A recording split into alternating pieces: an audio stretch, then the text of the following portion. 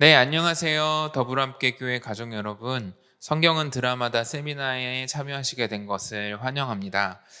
더불어함께 교회에서 우리가 이 12주 동안 저와 또 추윤호 목사님 그리고 김동훈 간사님 이렇게 세 명이서 강의를 이어가게 될 텐데요.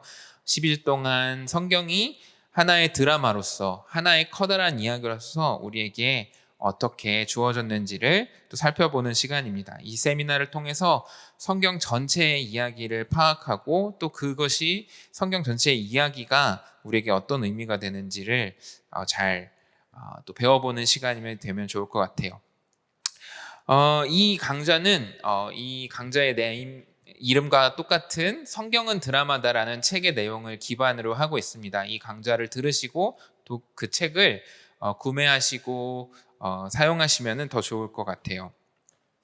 이 강좌의 제목을 통해서 알 수 있듯이 이 강좌에서는 성경이 하나의 큰 이야기이며 그 성경의 이야기가 우리의 신앙과 삶의 토대가 된다는 것에 대해서 다룰 것입니다. 오늘 다룰 강의는 이제 성경의 내용에 들어가기에 앞서서 이 성경이 하나의 커다란 이야기로서 우리에게 어떻게 작용하고 있고 또 이야기가 우리의 삶에서 우리가 진리를 받아들이고 살아내는 데 있어서 어떤 역할을 하는지에 대해서 좀 배워보는 오리엔테이션, 그런 인트로의 시간이라고 생각하시면 될 것 같습니다. 네, 이제 강의를 시작할 텐데요. 먼저 그림 하나를 보면 좋을 것 같아요. 이 그림을 보면 여우와 까마귀가 나오죠. 여우는 까마귀를 향해서 그대의 목소리는 너무나 아름답소, 나를 위해 노래 한 소절 불러주지 않겠소, 이렇게 이야기하고 있습니다. 이 그림과 이 여우의 말을 봤을 때 이건 무슨 상황으로 여러분이 이해하고 계신가요? 이 여우와 까마귀에게는 지금 어떤 일이 벌어지고 있을까요? 그저 여우가 까마귀의 아름다운 노래 솜씨를 칭찬하고 흠모하고 그런 상황처럼 보입니다. 그런데 이 여우와 까마귀의 이야기는 다음 그림을 보면은 또 다른 이야기로 읽히게 됩니다. 까마귀가 고기 한 점을 물고 나무 꼭대기 가지 위에 앉아 있다. 숲에는 기근이 찾아 동물들은 모두 고기를 빼앗으려 다양한 전략들을 구사하고 있다. 여우는 까마귀에게 찬사를 늘어놓으며 노래를 청한다. 그러자 까마귀는 입을 열고 고기가 떨어진다. 그리고 여우는 그걸 받아채서 달아난다. 아첨에 속지 말아라. 이 이야기의 두 번째 그림을 보면 여우는 사실 까마귀가 물고 있는 고기를 빼앗기 위해서 까마귀의 노래에 찬사를 하는 아첨을 늘어놓고 있는 것을 볼 수 있어요. 그리고 이 이야기의 결론에서는 아첨에 속지 말고 나를 위한 칭찬에 속지 말라라는 전혀 다른 교훈을 주면서 끝나고 있습니다. 우리는 첫 그림을 보아서는 여우와 까마귀의 이야기에서 정말 여우와 까마귀의 이야기에 진실에 닿지 못했었죠. 그러나 이 여우와 까마귀를 둘러싼 전체 이야기의 맥락과 배경을 알 때에만 여우와 까마귀 사이에 무슨 일이 일어나는지 정확히 알 수 있는 것이죠. 여우와 까마귀가 처한 상황은 동물들이 먹을 것, 고기를 구하기 힘든 상황이라는 배경 속에서 이루어질 때 이 여우와 까마귀가 서로의 먹이를 빼앗으려고 하는 그런 이야기라고 들려지고 보여지게 되는 것이죠. 이야기는 이렇게 어떤 하나의 사실들을 파악하는 데 배경이 되고 진실을 파악할 수 있도록 도와줍니다. 그리고 이런 이야기의 특성은 우리가 살펴본 여우와 까마귀의 이야기처럼 단순한 우화 같은 이야기뿐만 아니라 우리의 삶에도 적용되는 것이죠. 우리가 새로운 사람을 알아가고 사귀게 될 때, 친구를 만나고 알아갈 때 어떤 대화를 먼저 시작하십니까? 처음에는 배경이 되는 이야기를 먼저 하죠. 어디 출신인지, 어떤 학교를 나왔는지, 부모님은 살아계신지, 가정 환경은 어땠는지, 어떤 공부를 했는지, 어떤 직업을 가지고 살아왔는지, 그런 배경을 나누고 상대방의 배경에 대해서 묻습니다. 그러면서 점점 개인적인 이야기들로 이야기가 깊어지게 되죠. 삶의 가치관과 의미에 영향을 미쳤던 아주 핵심적인 경험들과 사건들에 대해서 이야기를 합니다. 나의 어린 시절이 사실은 굉장히 가난하고 불우한 환경에 있어서 나는 이 경제적으로 가난을 벗어나는 것에 대해서 굉장히 큰 강박관념을 가지게 되었다라든지, 아니면 학창시절에 나에게 영향을 미쳤던 어떤 책이나 친구나 선생님에 대한 이야기를 하기도 하고요. 인생의 방향에 결정적인 영향을 끼친 강의나 공부의 과정들, 어떤 또 학교를 진학한 이야기들에 대해서도 이야기합니다. 그렇게 우리는 그 사람의 배경이 되어지고 그 사람의 경험이 되어졌던 이야기를 통해서 한 사람에 대해서 알아가게 됩니다. 이렇게 한 사람을 알아가기 위해서도 이야기는 중요한 역할을 하게 되죠. 그렇게 중요한 역할을 하게 되는 것처럼 우리가 살아가는 세상이 무엇이고 또 우리의 인생의 의미는 무엇이며 무엇이 진짜 옳은 것이고 그른 것인지, 이 세상의 중요한 가치와 삶의 의미를 알아가기 위해서도 이 세상을 설명해주는 배경이 되는 커다란 이야기가 무엇인지를 알아야 합니다. 그렇게 우리의 개인적인 경험들과 우리가 살아가는 세상에서 가치관들은 우리가 이 세상의 진정한 이야기라고 믿는 어떤 이야기 속의 맥락이나 틀 속에서 이해가 되어집니다. 이런 큰 배경이 되는 이야기들은 스스로 인지할 수도 있고 인지하지 못할 수도 있습니다. 그러나 우리는 항상 어떤 이야기들이 들려주는 맥락과 틀 속에서 우리 자신과 세상을 이해하게 되죠. 이것을 세계관이라고 부르기도 하고 어떤 거대 서사, 메타 내러티브라고 이야기하기도 합니다. 레슬리 뉴비긴이라는 선교사는 수년 동안 인도의 선교사로 사역하면서 우리의 인생을 이해하기 위해서는 이 거대의 서사가 중요하다는 사실에 대해서 저수를 통해서 계속해서 이야기해왔습니다. 그는 이야기와 이해가 서로 밀접하게 관련되어 있다는 사실에 대해서 이런 말을 했었는데요. 우리가 인간의 삶을 이해하는 방식은 인간의 이야기에 대해 우리가 어떤 인식을 하고 있느냐에 달려있다. 우리 인생 이야기가 속해 있는 진정한 이야기는 무엇인가 라고 이야기했습니다. 조금 어려운 말이 될 수도 있는데 간단하게 말하면 우리의 삶을, 인간의 삶을 이해하기 위해서는 인간의 삶을 넘어서는 더 커다란 이야기 속에서 우리 자신을 이해하게 된다는 것이죠. 비슷한 말로 신약학자인 톰 라이트는 이런 말을 했었는데요. 이야기는 실제로 존재하는 방식을 가장 잘 설명한다. 이야기가 진리를 설명하고 세상과 우리 자신에 대해서 가장 잘 알려준다. 이런 말을 했었는데요. 아까 살펴봤던 이 여우와 까마귀의 이야기처럼 우리는 무언가를 이해하기 위해, 우리 자신의 삶을 이해하기 위해, 이 세상을 이해하기 위해 그 세상이 어떤 이야기로 진행되고 있는가, 그 이야기 속에 나는 어떤 존재인가 라는 것에 대해서 알아야 한다는 것이죠. 이야기의 방식으로 그것들이 이해된다라는 것입니다. 결국 한 사람이 어떤 가치관을 가지고 어떤 기준에 따라서 살아가게 되는지는 그가 받아들이고 살아가는 이야기가 무엇인지에 따라서 달라지게 됩니다. 인생의 사건들과 인생의 가치관을 해석하는 방식에서 이야기의 차이가 그것들의 차이를 가져다 준다는 것이죠. 간단하게 예를 들어보아서 인간이란 무엇인가라는 이 질문을 한다고 했을 때 자본주의의 토대에 둔 이야기에서는 인간은 소비와 생산의 가치관으로 이해됩니다. 더 많은 물질을 소유하거나 생산하는 인간은 아주 가치 있는 인간이지만 생산력이 없거나 소비와 구매력이 떨어지고 소유한 것이 없는 인간은 가치 없는 것이라고 여겨지는 것이죠. 또 진화론적인 이야기 속에서는 인간은 단순히 우연과 시간의 무작위적인 산물에 지나지 않는다고 봅니다. 그러나 성경 이야기의 토대에서 우리가 인간이 무엇인가, 인간이란 어떤 존재인가라는 이 질문을 마주한다면 인간은 하나님이 창조하신 하나님의 작품이며 하나님의 창조 세계에서의 절정이라고 이야기할 수 있는 것이죠. 우리는 이런 거대한 이야기들 속에서 무엇이 진리를 잘 드러내주고 설명해주는 참된 이야기인지를 분별하고 받아들이고 믿고 해야 하는 것입니다.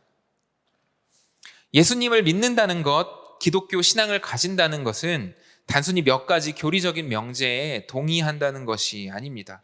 신앙 고백서의 문구들을, 그런 명제들을 잘 아는 것은 중요합니다. 그러나 성경은 그렇게 어떤 신앙 고백서처럼 규범을 나열하는 방식으로 적혀 있지 않습니다. 성경은 이야기의 형식으로 우리에게 전해졌죠. 이야기로서 성경은 이 세상이 어떤 이야기로 진행되고 있는지를 설명해 주고 있습니다. 그리고 인간이 그 속에서 누구인지를 설명해 주고 있고, 인간이 당면에 있는 위기와 문제의 근원이 무엇인지에 대해서 드러내 주고 있으며, 그것의 참된 대안이 무엇인지에 대해서도 그 이야기를 통해서 전달하고 있습니다. 그리고 이 세상과 인간을 다스리고 초월해 있는 하나님, 신적 존재에 대해서 이야기해주고 있는 것이죠.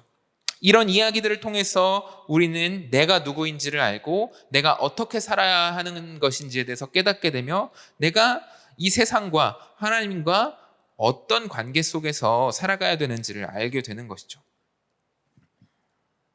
그렇게 성경 이야기는 우리가 그 이야기에 속한 존재로서 우리의 결정과 행동의 토대로서 성경을 작용하게 됩니다.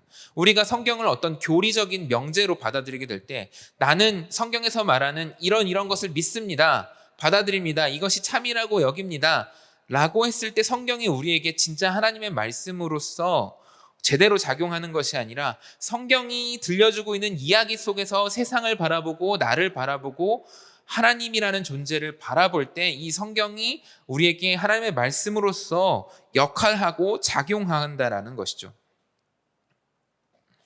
그렇기 때문에 기독교의 목적은, 성경의 목적은 이 세상과 인간이라는 것에 대해서 하나의 포괄적이고 큰 이야기를 전달하는 것입니다. 공적인 진리로서 이 이야기를 제시하고 있는 것이죠.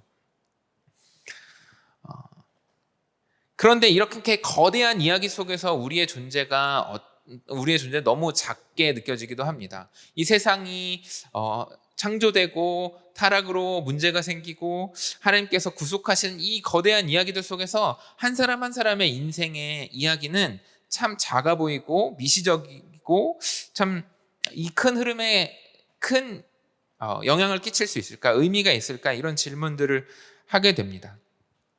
그러나 성경은 이 세상 전체와 인간에 대한 거대한 이야기를 들려줄 뿐만 아니라, 또 그것이 아주 개개인의 인생 서사의 그 작은 이야기들과 어떤 관계를 맺고 있는지에 대해서 보여주고 있습니다. 예를 들어서 아브라함과 이삭과 야곱의 생애를 그리는 창세기의 이야기에서는 이들의 이야기는 굉장히 개인적인 인생의 이야기처럼 들려집니다. 아브라함이 아버지의 집을 떠나서 새로운 땅에 정착하고, 그곳에서 문제와 어려움들을 만나고 또 회피하고, 그것들을 하나님의 인도하심을 따라서 극복하고 또 순종하는 이야기들을 통해서 그 아브라함이라는 한 인생이 하나님과 어떻게 살아왔는지를 보여주죠.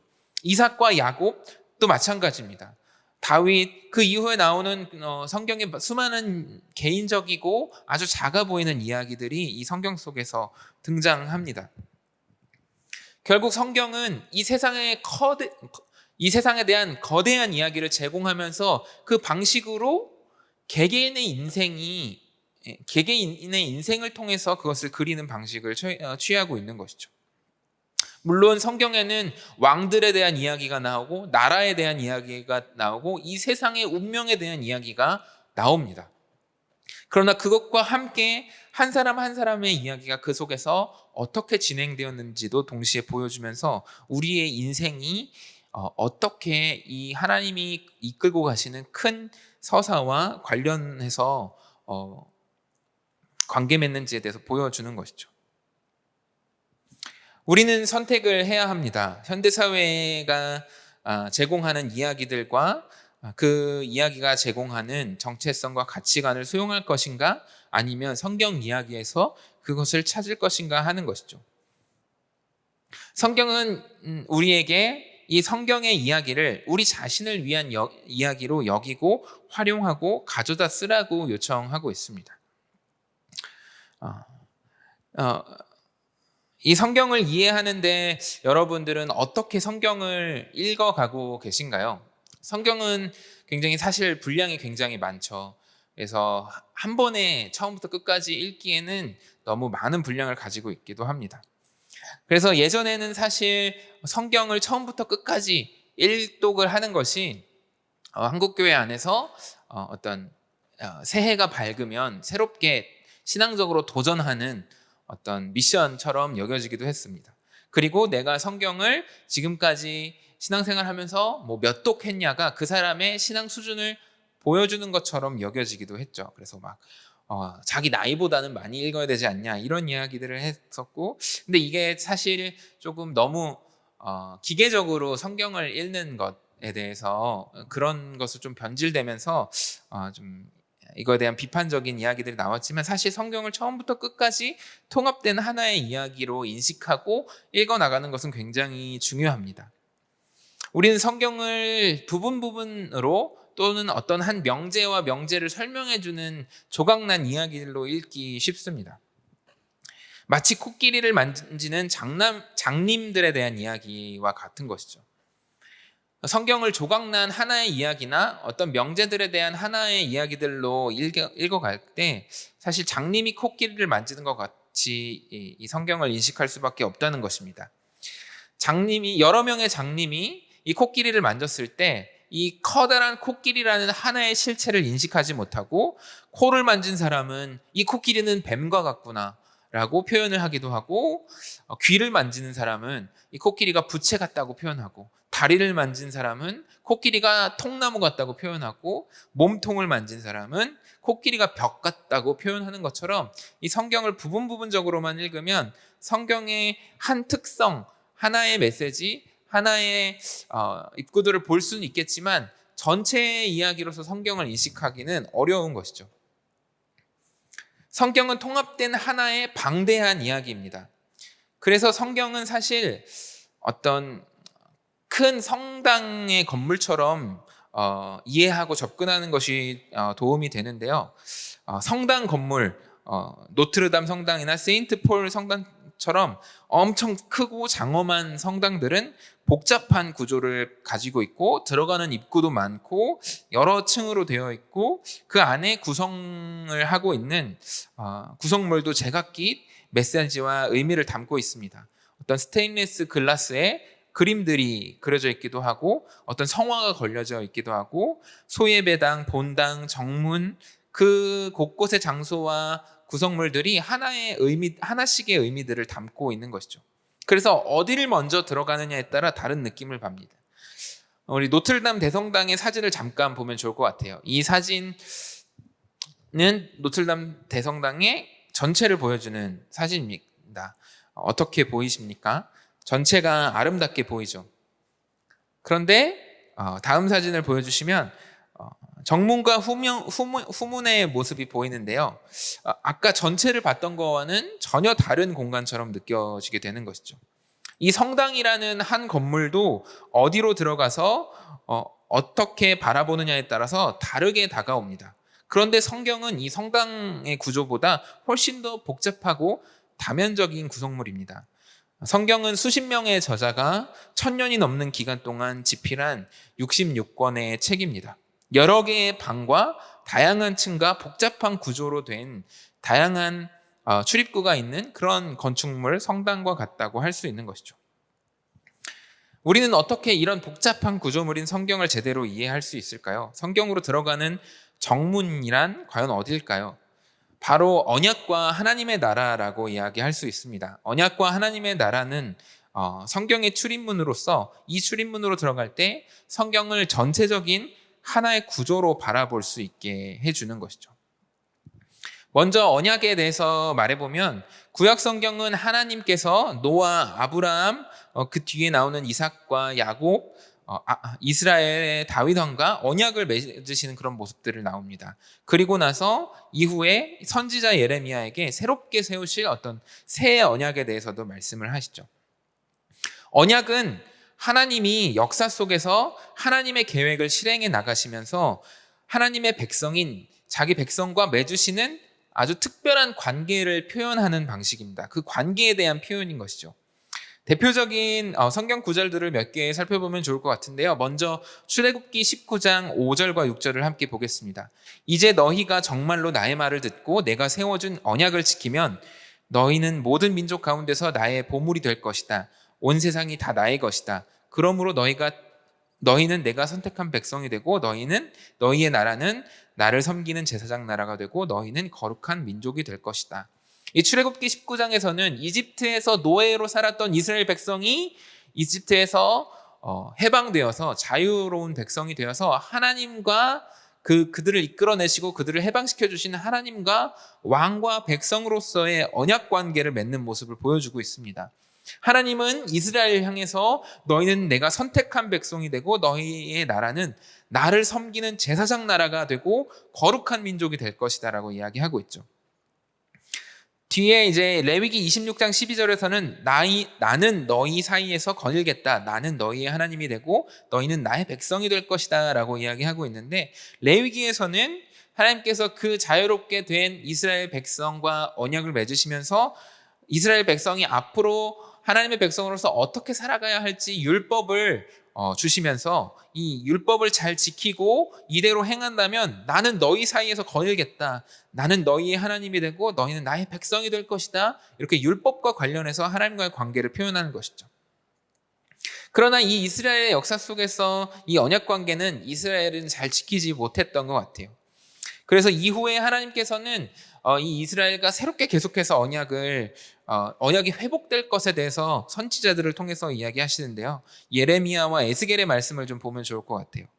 예레미야 32장 38절에서는 그러면 그들이 나의 백성이 되고 나는 그들의 하나님이 될 것이다. 에스겔 37장 27절에 내가 살 집이 그들 가운데 있을 것이며 나는 그들의 하나님이 되고 그들은 내 백성이 될 것이다. 똑같이 이 구절들에서도 나는 그들의 하나님이 되고 그들은 나의 백성이 될 것이다 라고 표현을 하고 있죠. 하나님께서 언약을 다시 새롭게 하시면서 이 이스라엘 백성이 다시 하나님과의 관계에 머무는 자들이 될 것이라고 이야기하고 있는데, 이것은 사실 신약 성경에까지 이 표현들이 이어지고 있는 것들이 보여요. 구약의 예언서들의 구절들을 많이 참고하고 인용한 요한계시록에서 보면 21장 7절에 이기는 사람은 이것들을 상속받을 것이다. 나는 그의 하나님이 되고 그는 내 자녀가 될 것이다 라고 이야기하고 있습니다. 여기서 이기는 사람은 이것들을 상속받을 것이다 라고 하는데, 이 상속은 하나님 나라의 상속자가 된다라고 이야기하면서 그의 하나님이 되고 그는 내 자녀가 될 것이다 라는 이야기가 사실 구약에 나는 그들의 하나님이 되고 내 백성이 될 것이다 라는 이야기와 계속해서 이어지고 있는 것이죠. 이 새 언약은 신약 성경에 와서 하나님 나라로 표현이 됩니다. 마가복음은 예수님의 사역을 이렇게 요약하고 있는데요. 요한이 잡힌 후 예수께서 갈릴리에 오셔서 하나님의 복음을 전파하여 이르시되 때가 찼고 하나님의 나라가 가까이 왔으니 회개하고 복음을 믿으라 하시더라 라고 이야기하고 있죠. 하나님 나라에 대해서 가장 잘 드러내주고 있는 구절 중에 하나인 이 마가복음의 구절은 하나님의 나라가 가까이 왔으니 너희가 이 하나님 나라를 받아들이고 하나님의 나라에 들어가기 위해서는 죄를 회개하고 복음을 믿으라라고 하는 것이죠. 하나님 나라는 하나님이 죄를 짓고 언약을 파기한 자기 백성이, 그리고 그 창조 세계가 하나님 예수 그리스도 안에서 다시 회복시킬 것이며 하나님의 통치를 다시 회복시킬 것이라는 것에 대한 이야기입니다. 그리고 언약적인 관계가 왕과 백성의 관계에 대해서 이야기하는 것으로 나왔던 것처럼 이 하나님 나라 안에서도 우리는 하나님의 백성으로서 그의 통치를 받아 회복된 관계를 살아가게 된다는 것이죠. 언약과 하나님 나라는 사실 다른 것을 표현하는 것이 아니라 하나의 실체를 다른 두 축에서 바라보는 다른 방식으로 표현하는 동전의 양면과 같은 것이죠. 언약과 하나님 나라는 사실 둘 다 왕이신 하나님께 주목하게 합니다. 그분은 자기 백성들이 그분의 통치 아래 살면서 창조세계 전역에 그분의 임재를 퍼뜨리시기를 원하시는 것이죠. 이런 언약과 하나님의 나라, 하나님의 통치, 왕이신 하나님, 그의 언약적인 백성인 이스라엘과 교회, 이러한 것은 사실 성경의 성경의 이야기를 전체적인 것을 보게 하는 문이라고 이야기를 했었죠. 그래서 톰 라이트는 톰 라이트라는 신약학자는 이 성경을 연극의 5개의 막이 구성된 것처럼 성경을 바라보아야 한다라고 이야기했어요. 5개의 막은 1막부터 5막은 이렇게 보통 연극에서 진행되는데요. 1막에서는 이야기에서 필요한 배경이 되는 정보를 주고 주인공을 소개합니다. 그리고 2막에서는 위기와 갈등이 시작되죠. 그리고 3막에서는 이 연극에서 가장 중요한 사건이 나오고 2막에서의 시작된 그 갈등이 점점 심화되는 것을 보여줍니다. 4막에서는 그 긴장이 최고조에 이르지만 그 절정의 상태에서 문제가 해결되는 결정적인 사건이 발생합니다. 그리고 5막으로 가면 긴장이 점차 해소되어 가며 문제가 해결되어 가는 방식으로 1막에서 5막의 그 연극이 진행되는 방식으로 성경의 구조를 보았던 것이죠. 그런데 이 책에서는 5개의 막에 이어지는 이야기로서 제6막까지의 이야기를 다루게 되는데요. 성경은 드라마다라는 책에서 같이 나누어 본 1막에서 6막까지의 좀 구조를 같이 보면 좋을 것 같아요. 1막에서는 성경은 창조에 대해서 다룹니다.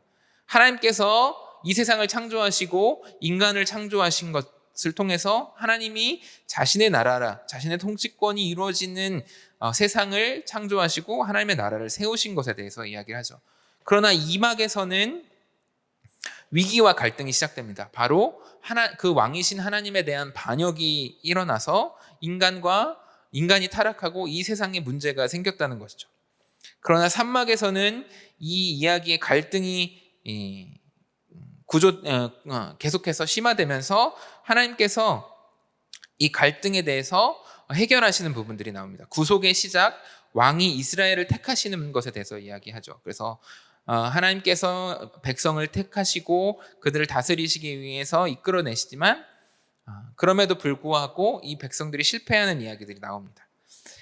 성경에서 등장하진 않지만 이 구약 성경과 신약 성경의 사이의 역사를 다루면서 막간이 되는 신구약 중간기, 하나님께서 다시 하나님의 나라를 회복시키실 것에 대한 이야기를 막간에 다루고요. 사막에서는 그 문제를 해결하는 사건으로서 구속의 성취, 왕이신 예수 그리스도께서 오셔서 이 문제를 해결하는 것에 대해서 이야기하죠. 그리고 오막에서는 갈등이 해결되고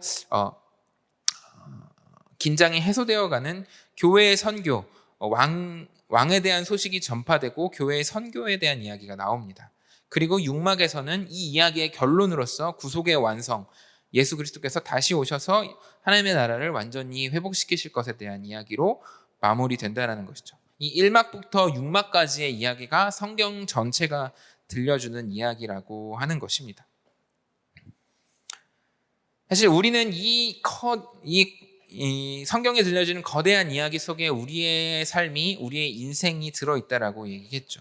사실 우리는 이 5막에 5-2 그리고 온 세상 속에 보냄받은 교회의 이야기 속에 우리의 삶의 이야기가 들어있다라고 할 수 있어요.